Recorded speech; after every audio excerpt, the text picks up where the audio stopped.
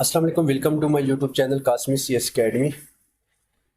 Student, जैसा कि आपको पता पता है कि मैंने फेसबुक के ऊपर भी शेयर किया था कि फेडरल बोर्ड ने 30 मई 2024 को ईक चेरी मुनक्कद की है, जिसके अंदर उसने स्टूडेंट के जो कुछ क्वेश्चन है उसके आंसर दिए हैं।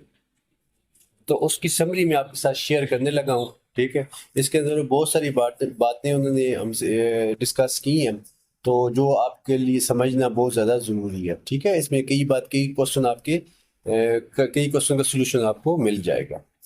पहला क्वेश्चन तो उन्होंने हमें ये डिस्कस किया कि जो क्योंकि अक्सर बच्चे, क्योंकि मैट्रिक के रिजल्ट्स भी हो चुके हैं, सॉरी पेपर हो चुके हैं, FSC के पेपर हो चुके हैं, तो बच्चे पूछे रिजल्ट कब आएंगे। तो उन्होंने कहा क्योंकि अभी SSC की मार्किंग चल रही है और HSC की मार्किंग भी चल रही है, तो अभी कोई डेट अनाउंस नहीं कर सकता।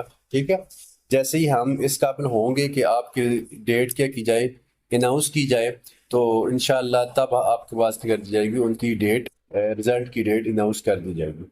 लेकिन एक रफ सा आइडिया मैं आपको देता चलूँ, क्योंकि फेडरल बोर्ड नहीं का, लेकिन मुझे लग रहा है कि आपके जो हमारे मैट्रिक वाले बच्चे हैं उनका जो रिजल्ट आएगा वो तकरीबन जून के लास्ट वीक में या जुलाई के फर्स्ट वीक में आएगा।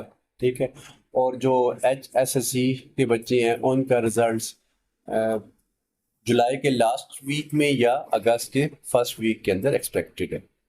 ठीक है, दूसरी बात हमारे पास उन्होंने ये की है कि आज का जो PBA सब्जेक्ट पेपर, ये एक बहुत अच्छी बात उन्होंने फेडरल बोर्ड ने की है।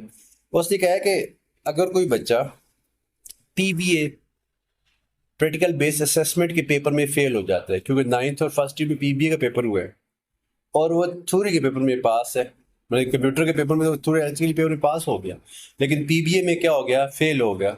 ठीक है, लेकिन मार्कशीट पे तो वो फेल नजर आएगा। ठीक है, लेकिन जब वो दोबारा रीअपियर होगा तो जिस सब्जेक्ट में फेल है उसी पेपर में होगा। मीन PBA में फेल है, सिर्फ PBA में अपियर होगा, थोड़े में अपियर नहीं होगा। ठीक है, तो मीन कि आप PBA में फेल हुए तो PBA दोबारा देंगे, थ्योरेटिकल पेपर नहीं देंगे। अगर आप थ्योरी वाले पेपर में फेल है तो PBA का पेपर दोबारा नहीं देंगे। ठीक है, पहले तो ये होता था कि अगर आप प्रैक्टिकल में फेल होते थे तो पेपर में भी फेल हो जाते थे, आपको दोनों पेपर देने पड़ते थे। लेकिन अब ऐसा नहीं होगा। मीन कि अगर आप PBA में फेल है तो PBA का पेपर दोबारा देंगे, थ्योरी वाला पेपर नहीं देंगे। ठीक है, और अगर आप थ्योरी वाले में फेल है, PBA में पास है, तो थ्योरी वाला पेपर देंगे, PBA वाला पेपर नहीं देंगे। ठीक है, ये एक बहुत अच्छी उन्होंने एक अचीवमेंट है, तो ये स्टूडेंट आपके पास इंफॉर्मेशन होनी चाहिए। इम्प्रूवमेंट की पॉलिसी के बारे में बताया गया है। ठीक है, इम्प्रूवमेंट की पॉलिसी में गया है कि अगर कोई बच्चा इम्प्रूवमेंट करता है, ठीक है, और उसके जो इम्प्रूवमेंट के मार्क्स हैं जो प्रीवियस मार्क्स से ज़्यादा आ जाते हैं, तो उसमें उस बच्चे को न्यू रिजल्ट इशू किया जाएगा और उसके अंदर जो हायर मार्किंग के इम्प्रूवमेंट वाले मार्क हैं उसके अंदर ऐड होंगे और उसके ऊपर कोई चीज़ भी मेंशन नहीं होगी। क्योंकि अक्सर बच्चों को कहा जाता है, क्योंकि पुराने टाइम में कुछ बोर्ड ऐसे करते थे कि इम्प्रूवमेंट मार्क पर इम्प्रूवमेंट का लफ्स मेंशन करते थे, लेकिन फेडरल बोर्ड ने कहा कि हम कोई भी ऐसा लफ्स इम्प्रूवमेंट का मार्क्स का लफ्स ऐड नहीं करेंगे। ठीक है, और अगर खुदा ना खास्ता आप इम्प्रूवमेंट करते हैं और इम्प्रूवमेंट के अंदर आपके नंबर प्रीवियस मार्क्स से कम आ जाते हैं, ठीक है, तो फिर आप लाज़मी बात है आपके जो पुराने नंबर हैं वो ही रिटेन रहेंगे, चेंज नहीं होंगे और आपको न्यू रिजल्ट कार्ड इशू नहीं किया जाएगा। तो बेहतर है कि अगर आपके मार्क्स ज़्यादा आएंगे तो तब आपको न्यू रिजल्ट इशू होगा या आपके मार्क्स चेंज होंगे। ऐसा नहीं है कि अगर आपके मार्क्स कम आ जाए इम्प्रूवमेंट में तो आपके कम मार्क्स लगेंगे, नहीं, जो ज़्यादा मार्क्स होंगे वो क्या हो जाएंगे, आपकी डेट शीट के अंदर मेंशन होंगे। एक और बात उन्होंने कही है कि अगर आप इम्प्रूवमेंट करना चाहते हैं तो आपकी मर्जी है कि आप PBA का सेपरेटली भी इम्प्रूवमेंट कर सकते हैं, थ्योरी का पेपर भी इम्प्रूवमेंट कर सकते हैं, और कंबाइन दोनों को अगर आप करना चाहें तो आप वो भी कर सकते हैं।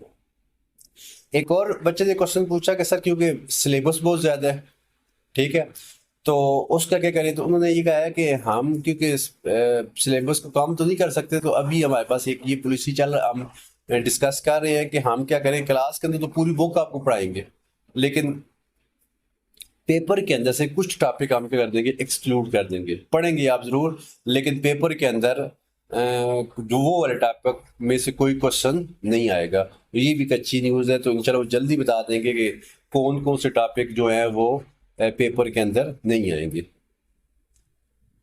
ठीक है। इसके अलावा उन्होंने ग्रेडिंग सिस्टम की बात की है। उन्होंने कहा ग्रेडिंग सिस्टम जो आपके पास है वो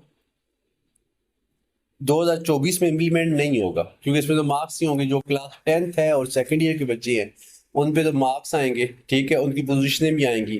लेकिन जो क्लास 9th के बच्चे हैं और फर्स्ट ईयर के बच्चे हैं उन पे जस्ट ग्रेड शो होंगे, मार्क्स शो नहीं होंगे। और 2025 से ऑनवर्ड ज़रा तमाम उनके 9, 10th, first year, second year सब पे ये निज़ाम इम्प्लीमेंट हो जाएगा। तो उसके अंदर फिर पोजीशनें किस बेस पे आएंगी। तो कहते हैं फेडरल बोर्ड ने कहा कि अभी हम इंशाल्लाह 2025 के अंदर ये डिसाइड कर लेंगे कि हम ग्रेडिंग सिस्टम में किसको पोजीशन दें, किस कौन सा क्राइटेरिया दें। उसके लिए हम कोई टेस्ट कंडक्ट कर सकते हैं या इस तरह का उन्होंने कुछ कहा है। लेकिन वो कहे हम 2025 के अंदर वो क्राइटेरिया डिसाइड कर लेंगे जिसकी बेस पे हम क्या देंगे, आपको पोजीशनें देंगे। क्योंकि उसमें तो सारे ग्रेड होंगे, तो जिन बच्चों के सेम ग्रेड होंगे तो किसकी पोजीशन फर्स्ट है किसकी लास्ट है, तो ये फेडरल बोर्ड उस टाइम पे एक क्राइटेरिया बनाएगा। तो उस टाइम पे ये बातें बताई जाए।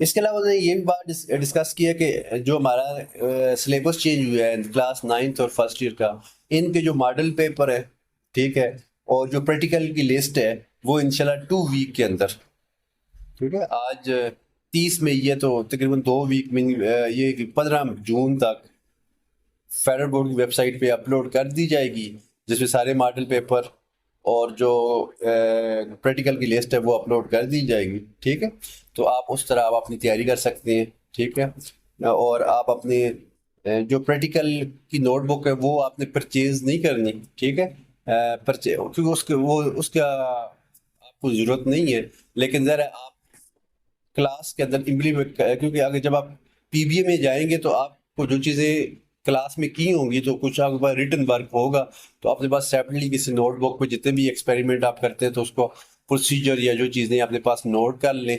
ठीक है, तो लेकिन प्रैक्टिकल पे कोई नंबर नहीं होंगे पीबीए के अंदर, क्योंकि 9th और फर्स्ट ईयर वालों को इस बात का आइडिया है। लेकिन जो 10th और सेकेंड ईयर के बच्चे हैं, 9th मीन की जो भी 10th और सेकेंड ईयर वाले बच्चे हैं जो भी लेटेस्ट आएंगे उनको तो आइडिया है कि पीबीए कैसा होता है। लेकिन जो 9th और फर्स्ट ईयर वाले बच्चे हैं उनको ज़रा आइडिया नहीं होगा, तो वो इस तरह कर सकते हैं कि वो मॉडल पेपर से इनकी तैयारी कर सकते हैं। तो ये कुछ इंपॉर्टेंट पॉइंट्स हैं जो मैंने आपके साथ डिस्कस करने थे। ठीक है, तो ये आज का पीबीए था, तो इसको आप देखिएगा। ठीक है, अपना बहुत सारा ख्याल रखिएगा। मिलते हैं न्यू वीडियो में न्यू इन्फॉर्मेशन के साथ। अल्लाह हाफिज़।